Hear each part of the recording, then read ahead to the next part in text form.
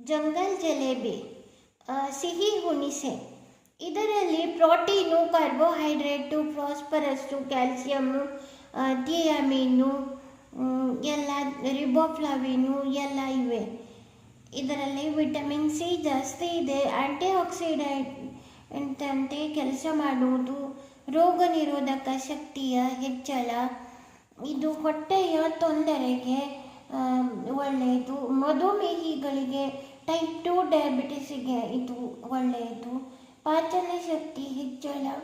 Fibre ಜಾಸ್ತಿ ಇದೆ, calcium ಜಾಸ್ತಿ ಇದೆ. ಇದರಿಂದ ಇದು ಗಂಟು ನೋವಿಗೆ ಎಲ್ಲ ತುಂಬ ಒಳ್ಳೆಯದು. ಇದರಿಂದ ಕ್ಯಾನ್ಸರ್ ಬರುವ ಅಪಾಯವಿಲ್ಲ. ಇದರ ಜ್ಯೂಸ್, ಚಟ್ನಿ, ಮೊಜಿಟೊ, ಸಬ್ಜಿ, ಪಕೋಡ ಎಲ್ಲ ಮಾಡಬಹುದು.